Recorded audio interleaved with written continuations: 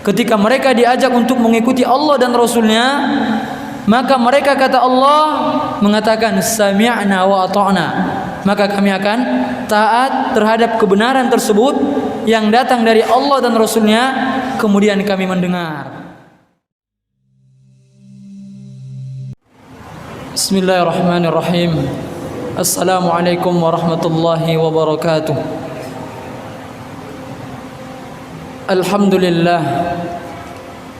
Alhamdulillahi ala ihsanihi wa syukru lahu ala taufiqihi wa amtinanihi. Wa ashhadu an la ilaha illallah wahdahu la syarika lah ta'ziman li sya'nih. Wa ashhadu anna Muhammadan abduhu wa rasuluhu ad-da'i ila ridwanih. Allahumma salli alaihi wa ala alihi wa ashabihi wa man tabi'ahum bi ihsanin ila yaumiddin, amma ba'd. Ma'asyiral ikhwah rahimakumullah. Alhamdulillah, segala puji hanya milik Allah Jalla Jalaluh. Mari kita senantiasa memuji Allah, bersyukur kepadanya atas setiap karunia dan nikmat yang masih senantiasa Allah berikan kepada kita. Kemudian salawat dan salam mudah-mudahan senantiasa tercurahkan kepada Rasulullah sallallahu alaihi wasallam, kepada keluarga beliau, kepada sahabat beliau, dan kepada orang mukmin yang istiqamah di dalam mengamalkan sunnah Rasulullah sallallahu alaihi wasallam.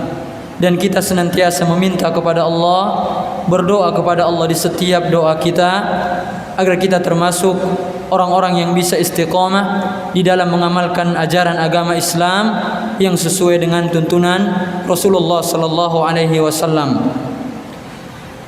Hadirin wal hadirat rahimakumullah, pada kesempatan yang baik ini kita lanjutkan kembali melanjutkan kajian kita dari kitab Aina nahnu min akhlaqis salaf, di manakah kita dari akhlak para ulama as-salaf.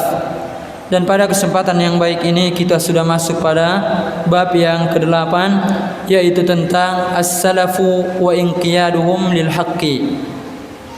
Ketundukan para ulama salaf, para ulama dahulu terhadap sebuah kebenaran. Dan ini merupakan adab yang sangat agung, adab yang wajib dimiliki oleh setiap muslim untuk dia tunduk dan patuh terhadap kebenaran yang telah disampaikan kepadanya, meskipun yang menyampaikan kebenaran tersebut adalah orang yang paling bodoh di muka bumi ini, meskipun yang menyampaikan kebenaran tersebut adalah orang kecil, atau bahkan orang yang kita benci, atau bahkan dari musuh-musuh kita. Selama yang disampaikan adalah kebenaran, maka kewajiban setiap muslim untuk tunduk dan patuh serta menerima kebenaran tersebut. Karena Allah Subhanahu wa taala katakan di dalam Al-Qur'an, "Innama kana qaulal mu'minin idza du'u ila Allahi wa rasulih."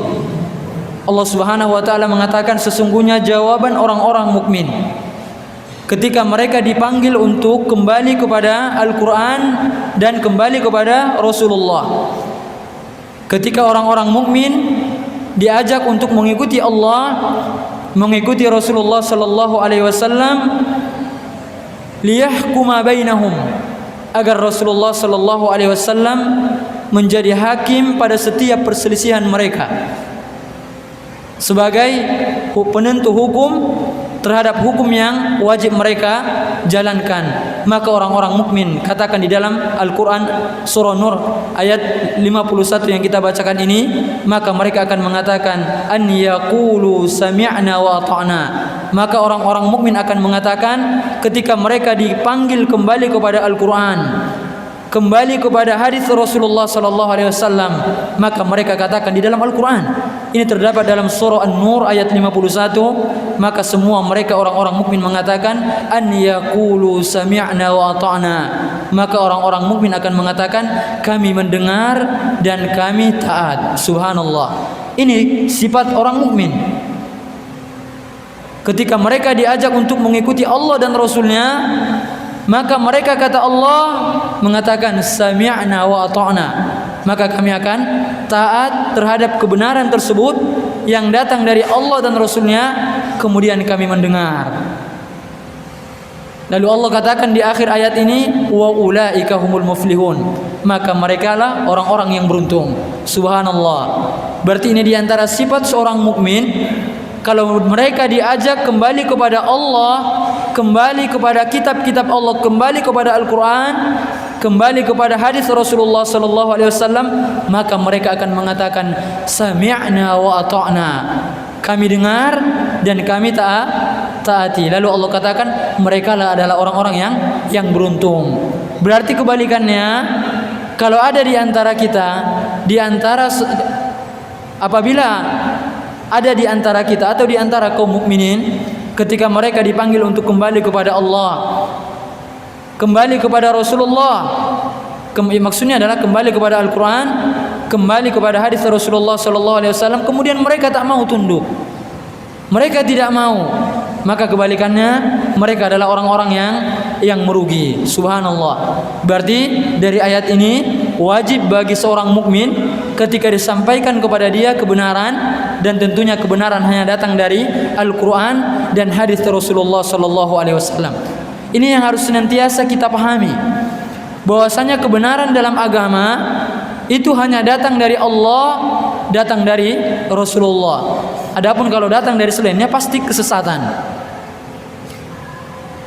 Kalau berbicara masalah agama, tidak bersumber dari Al-Quran, tidak bersumber dari hadis Rasulullah sallallahu alaihi wasallam, maka itulah bukanlah termasuk bagian dari agama kita. Maka seorang mukmin, di antara adab yang harus mereka terapkan ketika Allah dan Rasulnya telah menetapkan sebuah hukum, maka mereka tidak mempunyai pilihan yang lainnya. Allah Subhanahu wa taala katakan di dalam Al-Qur'an surah Al-Ahzab ayat 36, Allah katakan wa ma kana lil mu'minin wa la mu'minah idza qadallahu wa rasuluhu amra an yakuna lahumul khiyarata min amrihim. Subhanallah. Allah katakan di dalam ayat ini surah Al-Ahzab ayat 36, Allah katakan tidak pantas bagi seorang mukmin laki-laki dan mukmin perempuan apabila Allah dan Rasulnya telah menetapkan sebuah hukum, sebuah perkara yang berkaitan dengan agama kita, maka mereka tidak ada pilihan yang lain. Pilihan mereka hanyalah sebatas apa yang ditetapkan oleh Allah, apa yang ditetapkan oleh Rasulullah. Dan Allah katakan wa may ya'sillaha wa rasulahu faqad dhalla dhalalan mubina. Barang siapa yang bermaksiat kepada Allah dan Rasulnya, mereka berada dalam kesesatan yang nyata. Maksudnya adalah tak mau tunduk kepada Al-Quran dan hadis. Orang-orang yang tidak mau tunduk kepada Al-Quran dan hadis, tidak mau tunduk kepada perintah Allah, tunduk kepada perintah Rasulullah, atau mereka menolak ajaran-ajaran yang datang dari Al-Quran, yang datang dari Rasulullah sallallahu alaihi wasallam, kata Allah, mereka adalah orang yang tersesat dengan kesesatan yang nyata. Subhanallah. Jadi kalau kita katakan kita sebagai seorang muslim, kewajiban kita kembali hanya kepada dua saja, kembali kepada Al-Quran dan kembali kepada sunnah. Kembali kepada Al-Quran dan kembali kepada hadis Rasulullah sallallahu alaihi wasallam sesuai dengan pemahaman para ulama salaf, sesuai dengan pemahaman para sahabat. Jadi dari ayat-ayat yang kita jelaskan, di antara adab yang harus dimiliki oleh seorang mukmin ketika disampaikan kepada mereka kebenaran, tidak ada cara yang lain melainkan mereka dengar kebenaran tersebut. Mereka terima kebenaran tersebut, kemudian mereka terima dengan hati yang lapang dada. Subhanallah. Kalau seandainya ada seorang mukmin, dia menerima kebenaran yang datang dari Allah dan Rasulnya, tapi di hati dia merasa keberatan, maka ini juga belum sempurna. Meskipun misalnya dia mengamalkan apa yang datang dari Allah dan Rasulnya, tapi di dalam diri dia sulit. Dia merasa tidak senang dengan hukum yang Allah tetapkan dan hukum yang Rasul tetapkan, maka orang yang seperti ini bukanlah sempurna keimanannya. Lalu bagaimana kalau ada salah seorang di antara kita ketika disampaikan kepada dia Al-Quran, disampaikan kepada dia hadis, saya tak percaya itu. Selama ini yang saya pelajari dari guru-guru saya seperti ini. Udah lama saya belajar agama, gini aja yang diajarkan. Padahal telah disampaikan kepada dia Al-Quran yang sesuai Al-Quran, yang sesuai dengan hadis seperti ini, dia tolak. maka inilah orang yang sombong. Ya, orang yang sombong itu sebenarnya adalah ketika disampaikan kepada dia kebenaran, dia tolak. Inilah orang sombong. Makanya di dalam sebuah hadis yang datang dari Abdullah bin Mas'ud. Hadis ini diriwayatkan oleh Imam Muslim, berarti hadisnya sahih. Rasulullah katakan, la yadkhulul jannata man kana fi qalbihi mithqalu dzarratin min kibir. Kata Rasulullah, tidak masuk surga, kata Rasulullah, seseorang yang terdapat di dalam dirinya sebesar biji dzarrah rasa kesombongan. Bayangkan ikhwan, hanya seberat biji dzarrah rasa kesombongan, begitu kecil. Ketika terdapat di dalam diri seseorang, dia tak masuk surga, kata Rasulullah. Maka salah seorang sahabat bertanya kepada Rasulullah, "Ya Rasulullah, innar rajula yuhibbu an yakun thawbuhu hasanan wa na'luhu hasanatan." Wahai Rasulullah, ada seseorang di antara kami, dia senang pakaiannya indah, sendalnya juga indah. Apakah ini bagian dari kesombongan? Kata Rasulullah, tidak. Al-kibru batarul haqqi wa ghamtun nas. Yang dimaksud dengan sombong adalah menolak kebenaran dan meremehkan manusia. Ini namanya sombong. Jadi kalau kita ditanya apa yang dimaksud dengan sombong, ini jawaban Rasulullah. Sombong itu ada dua tandanya. Yang pertama apa? Dia menolak kebenaran. Disampaikan kepada dia Al-Quran, disampaikan kepada dia hadis, enggak mau. Saya lebih yakin dengan ajaran yang diajarkan oleh guru-guru saya dari zaman dahulu. Ini namanya orang sombong. Disampaikan kepada dia dalil dari Al-Quran dan hadis, nggak cocok lagi nih sama zaman sekarang, kata dia. Ini namanya sombong. Kemudian yang kedua yang dimaksud dengan sombong adalah wa ghamtun nas, meremehkan orang lain. Si fulan itu cemen aja deh itu. Si fulan itu orang miskin. Si fulan itu bodoh. Ini sombong terhadap makhluk, dan dua-duanya termasuk ke dalam kategori kesombongan. Jadi sombong itu ada dua tadi ya, sesuai dengan penjelasan dari Rasulullah. Yang pertama, orang sombong menolak kebenaran. Jadi siapapun dia, meskipun dia seorang ustadz, seorang kiai, disampaikan kepada dia Al-Quran, disampaikan kepada dia hadis, tak mau dia tolak, berarti dia sombong. Kemudian sombong yang kedua apa? Meremehkan orang lain. Dan kata Rasulullah, tidak masuk surga orang yang seperti ini. Tidak masuk surga seseorang yang terdapat di dalam dirinya seberat biji dzarrah rasa kesombongan. Kemudian dijelaskan ini maksudnya sombong apa? Menolak kebenaran dan meremehkan orang lain. Jadi kalau sampai kepada kita sebuah dalil, sampai kepada kita sebuah hukum yang bersumber dari Al-Quran, yang bersumber dari hadis, maka kewajiban kita hanya satu saja. Kita imani dan kita taat dengannya.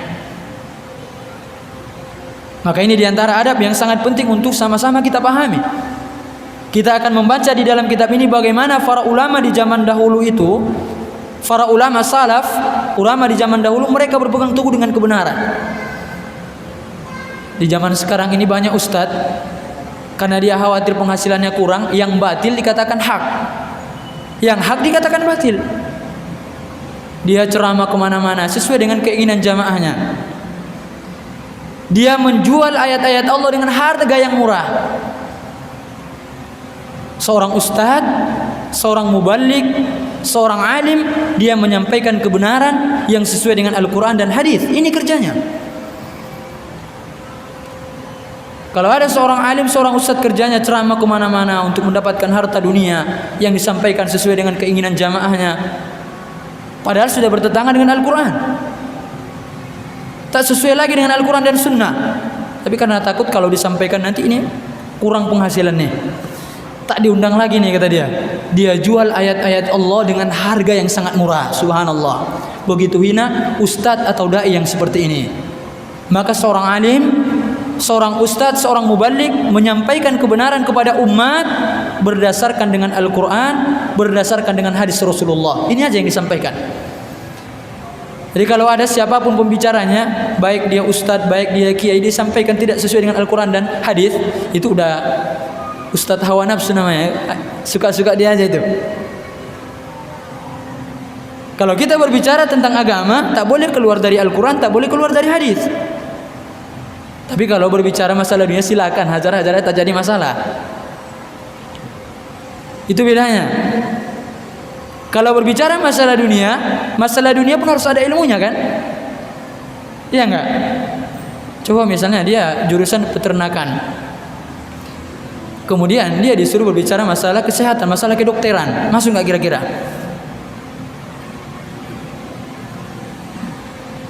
Atau dia jurusan matematika, tak pernah belajar agama, disuruh ceramah, menyampaikan ilmu, pas nggak kira-kira? Kurang pas. Biasanya ustadz itu alumni pesantren, kita mengetahui dia belajar agama di mana. Seperti itu. Jadi intinya seorang penuntut ilmu harus berpegang teguh dengan kebenaran, meskipun orang lain mengejek dia. Karena takut kita dengan sabda Rasulullah tadi. Kalau kita tolak kebenaran, kita termasuk ke dalam kategori sombong. Kata Rasulullah, tak masuk surga. Bukan berarti kekal dalam api neraka, enggak, tapi menyebabkan dia untuk masuk surga. Bisa dipahami ya? Bukan berarti dia kekal dalam api neraka, tidak.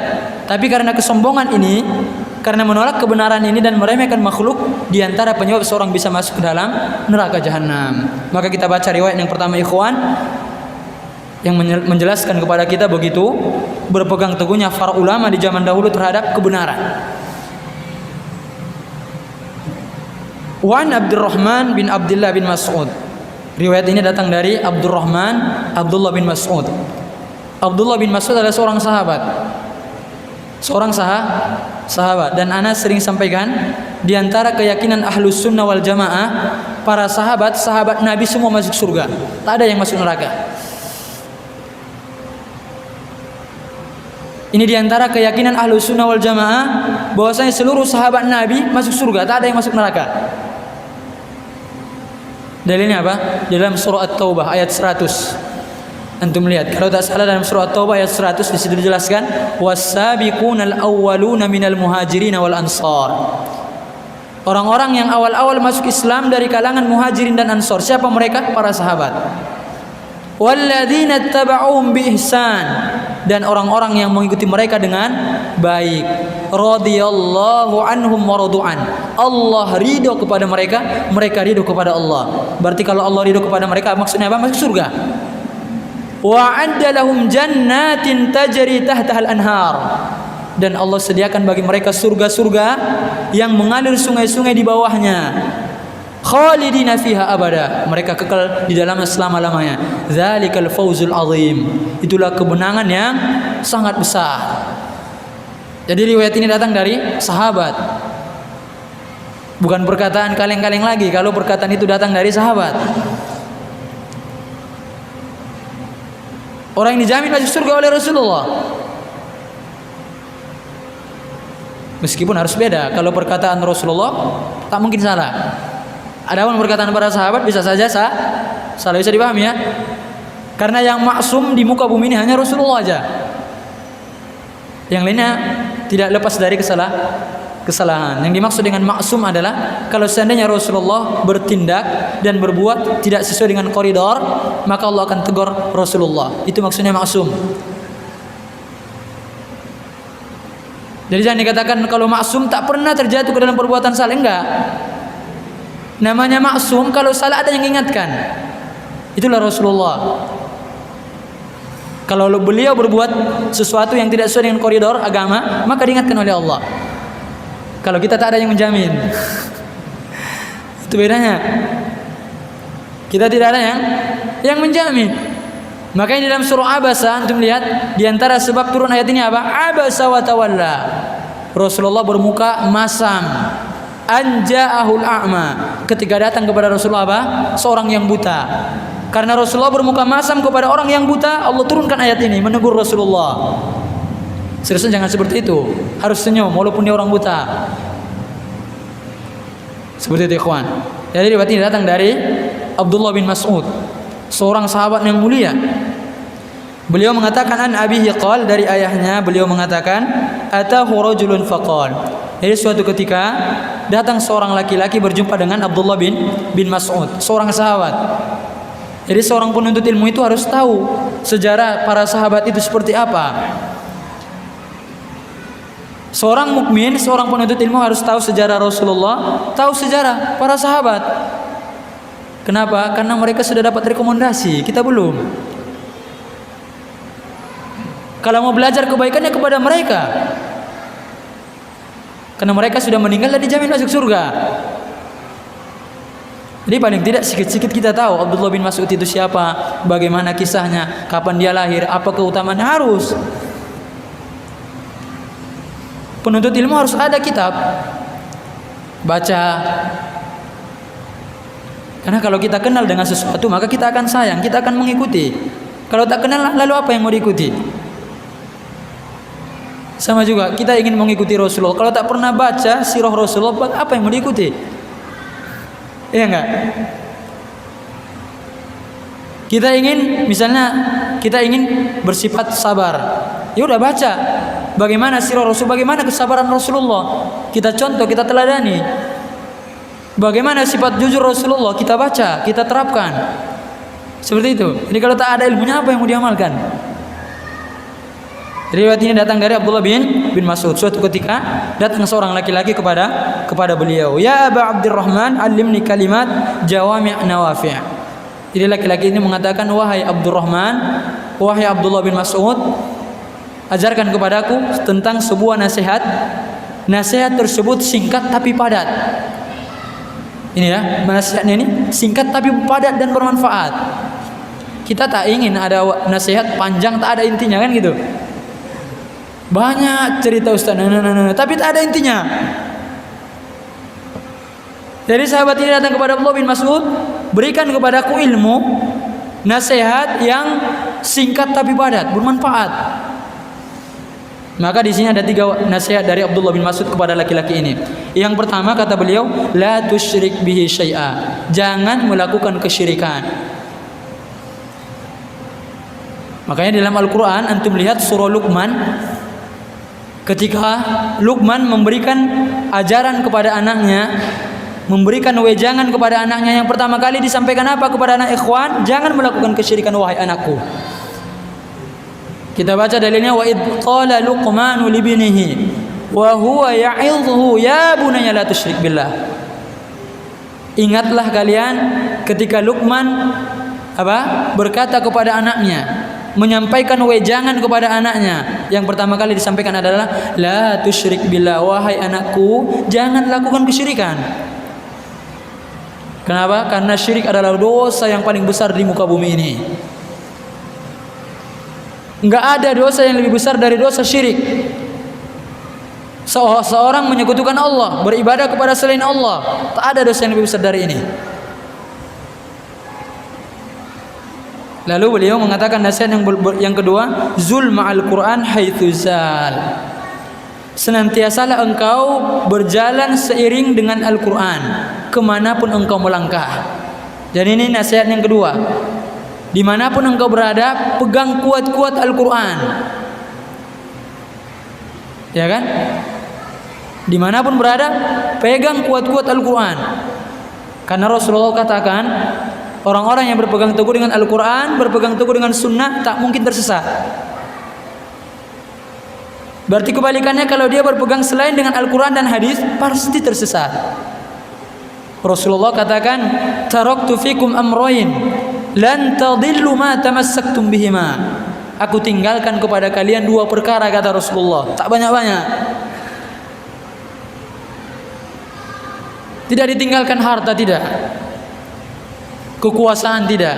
Tetapi Rasulullah katakan, aku tinggalkan kepada kalian 2 perkara. Lan tadillu in tamassaktum bihima. Kalau kalian berpegang teguh dengan yang 2 ini, kalian tidak mungkin tersesat. Apa itu ikhwan? Kitab Allah wa sunnata Rasulillah. Al-Quran dan sunnah Rasulullah, yaitu maksudnya adalah hadis. Makanya nasihat yang kedua apa? Senantiasalah engkau berjalan sesuai dengan Al-Quran, dimanapun engkau berada. Jadi kalau kita ingin selamat, dimanapun kita berada, berpegang teguh dengan Al-Quran. Kalau sudah berpegang teguh dengan perkataan orang, perkataan seorang ustadz yang tidak sesuai dengan Al-Quran, tersesat sudah. Karena kita boleh mengikuti seorang ustadz, seorang ulama ketika yang dia sampaikan sesuai dengan Al-Quran dan hadis. Kalau tak sesuai, tak usah diikuti.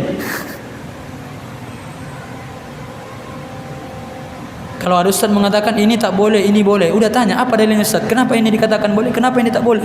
Jangan enak-enak dia aja ngomong kan? Seorang penuntut ilmu harus seperti itu. Harus berbicara sesuai dengan ilmu. Katakan ini halal, haram, mana dalilnya? Dikatakan ini amalan, ini sunnah, tanya apa dalilnya?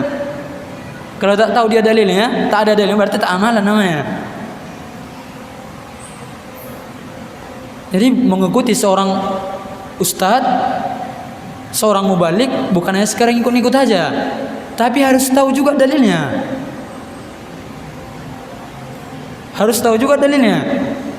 Kalau ngikut-ngikut aja, ini namanya taklid buta. Ini maksud dengan taklid buta adalah seseorang mengikuti orang lain dalam perkara agama dan dia tidak mengetahui apa dalilnya. Ini namanya taklid. Ustaz ini mengatakan boleh, boleh kata dia. Tak tahu dia dari mana dalilnya. Ustaz ini mengatakan haram, haram kata dia. Tak tahu dia dalilnya. Ini namanya taklid. Seorang penuntut ilmu harus tahu dia. Kalau ustaznya mengatakan haram, oh karena ini dalilnya. Ustaznya mengatakan ini halal, karena oh ini dalilnya. Harus paham. Jadi kalau ingin selamat apa? Dimanapun kita berada harus berpegang teguh dengan Al-Quran. Kemudian yang ketiga, ini yang sesuai dengan pembahasan kita. Ini yang sesuai dengan pembahasan kita, nasihat yang ketiga ini. Wa man ja'aka bil haqqi faqbal minhu wa in kana ba'idan baghidha. Kata beliau, kalau seandainya sampai kepadamu sebuah kebenaran dan itu disampaikan oleh orang yang jauh darimu, maksudnya dia tidak kita kenal, tidak ada hubungan kerabat dengan dia, dan dia adalah orang yang paling kita benci, maka terimalah kebenaran tersebut. Jadi dalam nasihat yang ketiga ini dikatakan, meskipun yang menyampaikan orang jauh, tak ada hubungan kerabat dengan kita, tak kenal kita, dan dia adalah orang yang paling kita benci, kalau yang dia sampaikan kebenaran, ikuti. Wa man ja'aka bil batil fardudhu alaihi wa in kana habiban qariban. Kemudian kebalikannya, kalau datang kepadamu sebuah kebatilan maka tolaklah, meskipun kebatilan tersebut disampaikan oleh orang yang paling kita cintai. Meskipun yang menyampaikan kebenaran tersebut disampaikan oleh orang yang paling dekat dengan kita, kalau kebatilan wajib untuk kita tolak. Jadi bukan kita lihat, oh ini saudara saya yang menyampaikan, seganlah nolaknya. Kalau perkara agama tak boleh. Kalau benar katakan benar. Kalau salah katakan salah. Makanya di sini dikatakan dari siapapun datang kebenaran, meskipun dari orang yang jauh, orang yang paling kita benci, kalau yang dia katakan benar, ambil, ikuti. Kebalikannya kalau sampai kepada kita kebatilan dan disampaikan oleh orang yang paling dekat dengan kita, yang paling kita cintai, kalau itu kebatilan, wajib bagi kita untuk menolak.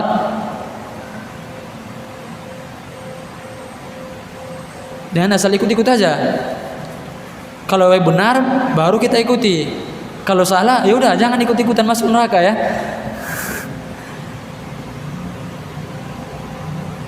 Kita boleh mengikuti seorang ustaz selama ustaz tersebut berkata sesuai dengan Al-Quran hadis. Tapi kalau sudah keluar dari yang dua ini, haram bagi kita mengikutinya. Kalau kita ikuti berarti kita mengikuti yang salah. Makanya suatu ketika Fudail bin Iyad, seorang ulama besar, beliau ditanya oleh seorang muridnya yang bernama Ibrahim. Ibrahim ini mengatakan, "Mat tawadu?" Apakah yang dimaksud dengan tawadu itu wahai imam? Jadi Ibrahim An-Nakhai bertanya kepada siapa? Fudail bin Iyad. Apa yang dimaksud dengan tawadu? Maka Fudail bin Iyad mengatakan yang dimaksud dengan tawadu adalah an takhdu'a lil haqqi wa tanqada lahu walau sami'tahu min sabiyin qabiltahu. Kata beliau, yang dimaksud dengan tawadu adalah engkau tunduk dan patuh terhadap kebenaran meskipun engkau mendengarnya dari seorang anak-anak. Terimalah kebenaran tersebut. Ini namanya tawadu. Tunduk dan patuh terhadap kebenaran meskipun yang menyampaikan anak kecil di bawah umur kita. Jadi jangan kita beranggapan, saya udah lebih tua ini, Yang menyampaikan masih muda tuh. Jadi tak kita terima. Ini namanya sombong. Kalau kebenaran kata beliau dari siapapun, meskipun dari manusia yang paling kecil, dari anak-anak, kalau kebenaran terimalah. Kemudian beliau mengatakan walau sami'tahu min ajhalin nas qabiltahu minhu. Dan kalau seandainya kebenaran tersebut disampaikan dari manusia yang paling bodoh di muka bumi ini, yang paling jahil, kalau yang dia sampaikan adalah kebenaran, maka terimalah kebenaran tersebut. Inilah tawadhu. Jadi meskipun kebenaran tersebut disampaikan anak kecil, misalnya kita salah, gerakan sholat kita misalnya salah, cara berwudu kita misalnya salah, kemudian anak kecil, om, itu kurang benar, yang benar seperti ini, ya udah terima. Kalau itu kebenaran. Berarti kalau ditolak apa? Sombong. Jadi para ulama salaf itu mereka apa? Berpegang teguh terhadap kebenaran. Berapa menit lagi nih? Masih lama kan? 6. Ma'asyiral muslimin wal muslimat rahimakumullah.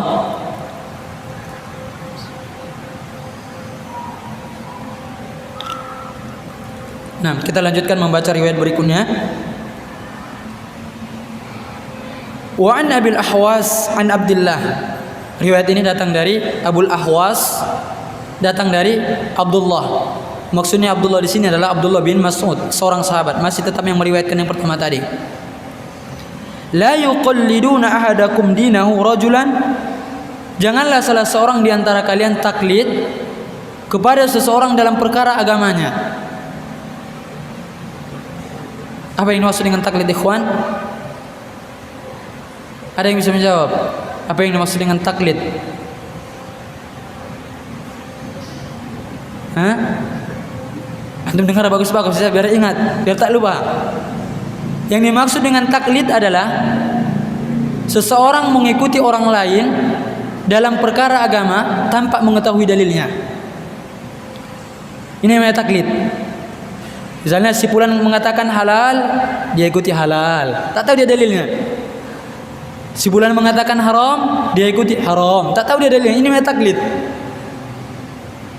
Ngikut-ngikut aja, tapi tak tahu dia ilmu. Yang penting orang ke kanan dia ke kanan, orang ke kiri dia ke kiri, orang maju dia maju, orang mundur dia mundur. Ini namanya taklid. Dan dalam agama kita tidak boleh taklid kepada manusia. Kita hanya taklid kepada Al-Quran dan hadis. Jadi bukan kepada ustadznya itu kita ikut, tapi kita mengikut dari mana dia mengambil dalil. Bisa dipahami ya? Jadi kalau kita hanya ikut pada ustadznya, berarti ini namanya fanatik. Yang penting kalau dikatakan ustadz ini pasti benar, ini fanatik. Tetapi kita wajib taklid ketika ustadz ini menyampaikan kebenaran dari Al-Quran dan hadis, wajib kita ikuti. Adapun kalau yang sekedar ikut, orang katakan halal, dia juga katakan halal, orang katakan haram, dia katakan haram, ini namanya taklid, tapi tak tahu dia dalilnya. Banyak nggak orang di zaman sekarang ini yang kena taklid nih? Banyak. Asal ikut-ikuti kan, kanan kanan, kiri kiri, maju maju, belakang belakang, tak tahu dia mana dalilnya. Dan dalam masalah taklid kita hanya diperbolehkan taklid kepada apa? Al-Quran dan Sunnah. Makanya kita lihat perkataan Imam Ahmad, muridnya Imam Syafi'i, beliau katakan la tuqalliduni, jangan kalian ikuti aku. Jangan pula taklid kepada Imam Malik, jangan pula taklid kepada Imam Syafi'i, Imam Ats-Tsauri dan imam-imam yang lainnya. Tapi nasihat beliau apa? Khudh min haitsu akhudhu. Tapi ambillah dari mana mereka mengambil dalil. Subhanallah. Bukan kepada orangnya, tetapi kepada dalilnya. Imam Ahmad mengatakan jangan kalian ikuti aku, tidak juga Imam Malik, tidak juga Imam Syafi'i, tetapi ambillah dari mana mereka mengambil dalil. Jadi kalau sesuai dengan Al-Quran hadis baru kita ikuti. Bahkan Imam Syafi'i juga mengatakan di dalam tulisan beliau, idza wajadtum fi kitabi khilafas sunnah, kalau seandainya kalian dapati di tulisan-tulisanku. Subhanallah, ini Imam Syafi'i. Tak pernah Imam Syafi'i mengatakan kalian wajib mengikuti semua ucapanku, tak pernah. Tapi beliau katakan, idza wajadtum fi kitabi khilafas sunnah. Kalau kalian lihat di tulisanku, di pendapat-pendapatku, di fatwa-fatwaku tidak sesuai dengan sunnah, tidak sesuai dengan hadis, fatruku qauli, ya udah tinggalkan pendapatku. Wa qulu Rasulullah sallallahu alaihi wasallam. Ambillah sabda Rasulullah sallallahu alaihi wasallam. Ini Imam Syafi'i. Jadi sebenarnya Imam Syafi'i tak pernah maksakan orang antum harus ikuti setiap yang aku ucapkan, tak pernah. Karena manusia tidak maksum, bisa jadi salah, bisa jadi benar. Yang tidak ada salahnya siapa? Yang maksum siapa? Rasulullah. Makanya Imam Syafi'i mengatakan, kalian jangan, kalau seandainya kalian dapat di tulisan-tulisanku, berarti ini bukan hanya sekedar di tulisan, di fatwa-fatwa beliau, di ucapan-ucapan beliau tidak sesuai dengan sunnah, tidak sesuai dengan hadis, ya udah tulisan tersebut buang jauh-jauh. Ambillah hadis Rasulullah sallallahu alaihi wasallam. Tapi ini sudah menjadi realita yang terjadi di masyarakat kita. Realita yang terjadi adalah seseorang fanatik kepada ulamanya, bukan fanatik kepada dalilnya. Ini yang salah.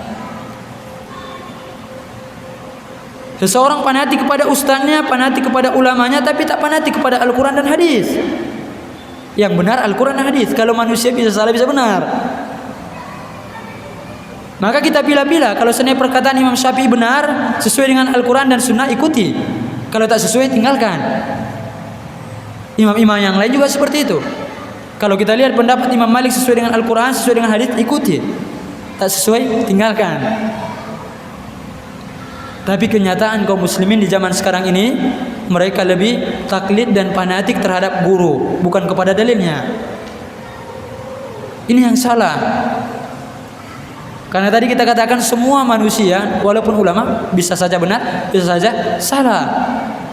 Tapi kalau ulama salah, kalau mereka sudah sampai level ijtihad, kalau mereka salah mengeluarkan fatwa, tetap dapat pahala. Tapi kalau kita ikuti yang salah, gimana kira-kira? Para ulama madhab yang mereka sudah sampai level ijtihad, kalau mereka salah berijtihad tetap dapat pahala, satu kebaikan. Kalau benar, dua kebaikan.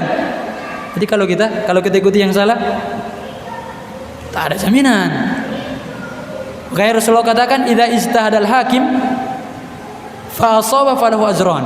Kalau seandainya seorang hakim, seorang qadhi, seorang ulama yang ada ilmunya, yang sudah sampai level ijtihad, kalau kita ini belum sampai ya, jangan coba-coba ijtihad. Kalau mereka salah, mereka dapat dua kebaikan. Yang pertama, pahala dari benarnya ijtihadnya. Yang kedua, karena ijtihadnya. Wa in akhta'a, kalau salah falahu ajrun. Kalau salah, dia tetap mendapatkan satu kebaikan. Apa itu? Karena pahala dari ijtihadnya. Jadi enggak semua apa yang dikatakan oleh ulama misalnya langsung kita ikuti. Harus kita lihat kalau sesuai dengan Al-Quran hadis baru diikuti. Seperti itu ya. Makanya Imam Malik gurunya Imam Syafi'i. Ya, terus ana ulangi kepada kita, sebenarnya imam mazhab yang empat ini, Imam Abu Hanifah, yang paling tua Imam Abu Hanifah ya. Karena imam mazhab yang terkenal itu ada empat ya, meskipun masih banyak sebenarnya. Tapi yang paling terkenal ada empat. Yang paling tua siapa? Abu Hanifah. Mazhab Abu Hanifah. Kemudian di bawahnya mazhab Imam Malik. Kemudian yang di bawahnya mazhab Imam Asy-Syafi'i. Kemudian yang di bawahnya mazhab Imam Ahmad. Sebenarnya empat ulama mazhab ini sama-sama mereka saling mengambil ilmu satu sama lain. Imam Ahmad belajar kepada Imam Syafi'i. Imam Syafi'i belajar kepada Imam Malik. Yang herannya kalau di zaman sekarang ini, antum mazhab antum apa? Mazhab Imam Malik. Oh, antum dah sesat kata dia. Tak boleh. Imam Syafi'i aja belajar kepada Imam Malik. Boleh kita bermadhab, boleh. Tetapi selama apa yang dipatwakan oleh madhab tersebut sesuai dengan Al-Quran dan hadis, ikutilah. Makanya suatu ketika Imam Malik mengatakan, innama ana basyarun. Ini perkataan gurunya Imam Syafi'i, ulama hadis, ulama fikih. Beliau katakan, innama ana basyarun ukhti wa usib. Sesungguhnya aku ini manusia biasa seperti kalian. Terkadang benar, terkadang salah. Antum lihat ini. Sesungguhnya aku manusia biasa seperti mana kalian. Terkadang benar, terkadang salah. Fanzuru fi ra'yi. Maka perhatikanlah betul-betul di dalam pendapatku. Fakullun ma wafaq al-kitab was sunnah fakhudhu. Kalau seandainya pendapatku sesuai dengan Al-Qur'an dan hadis, ambil. Wa man lam yuwafiq al-kitab was sunnah fatruku. Kalau tidak sesuai dengan Al-Qur'an dan sunnah, tinggalkan pendapatku. Ini perkataan imam mazhab yang keempat. Mereka mengajak kita untuk apa? Berpegang teguh dengan Al-Qur'an dan hadis. Bukan taklid atau fanatik terhadap ulamanya. Tapi mereka mengajak kita semua untuk apa? Kembali kepada Al-Qur'an dan hadis. Siapapun yang memfatwakan, siapapun yang mengatakan kalau sesuai dengan Al-Qur'an dan hadis, wajib bagi kita menerima.